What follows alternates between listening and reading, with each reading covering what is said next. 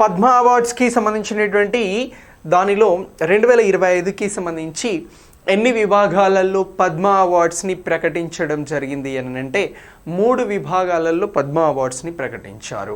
ఒక విభాగం వచ్చి పద్మ విభూషణ్ అని అంటున్నాం. ఈ పద్మ విభూషణ్కి సంబంధించినటువంటి దానిలో మనకి దీన్ని 8వ అత్యున్నత పౌర పురస్కారంగా దీన్ని పిలుస్తారు అని అంటే దీన్ని 2వ అత్యున్నత పౌర పురస్కారంగా పిలవడం జరుగుతోంది.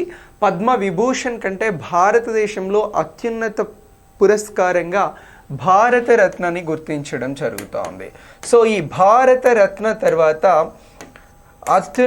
అత్యున్నత పురస్కారంగా గుర్తింపు పొందినటువంటిది పద్మ విభూషణ్. ఈ పద్మ విభూషణ్ అనేది మనకి అసాధారణ మరియు విశిష్ట సేవకి గాను అందించడం జరుగుతోంది. ఈ విభాగంలో అవార్డ్స్ని ప్రకటించడం జరిగింది. ఇక నెక్స్ట్ 2వ విభాగం వచ్చి పద్మభూషణ్ అని అంటున్నాం. సో ఈ పద్మభూషణ్కి సంబంధించి ఉన్నత స్థాయి విశిష్ట సేవకి గాను ఈ అవార్డ్స్ని అందిస్తూ ఉన్నారు.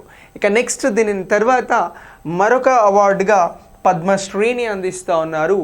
ఏదైనా రంగంలో విశిష్ట సేవలు అందించినటువంటి వారికి పద్మశ్రీని అందించడం జరుగుతూ ఉంది. ఇలా ఈ 3 కేటగిరీలకి సంబంధించి పద్మ అవార్డ్స్లలో 1 పద్మ విభూషణ్ అని అంటున్నాం, 2 పద్మభూషణ్ అని అంటున్నాం, 3 పద్మశ్రీ అని అంటున్నాం. ఈ అవార్డ్స్ మనకి భారతరత్న తర్వాత అత్యున్నత అవార్డ్స్గా భారతదేశంలో గుర్తించడం జరుగుతోంది. భారతదేశంలో మొదటి అత్యున్నత పురస్కారం, భారతదేశంలో మొదటి అత్యున్నత పురస్కారంగా మనం భారతరత్నని గుర్తించాలి, తర్వాత పద్మ విభూషణ్ని గుర్తించాలి, ఆ తర్వాత పద్మభూషణ్ని గుర్తించాలి, ఆ తర్వాత పద్మశ్రీని గుర్తించాలి. ఈ పాయింట్ ఆఫ్ వ్యూలో ఎగ్జామినేషన్లో క్వశ్చన్స్ అడగడానికి అవకాశం ఉంటుంది. అలా క్వశ్చన్ అడిగితే ఇలా ఆన్సర్ చేయండి, మీ ఆన్సర్ సరైనటువంటి ఆన్సర్ అవుతుంది.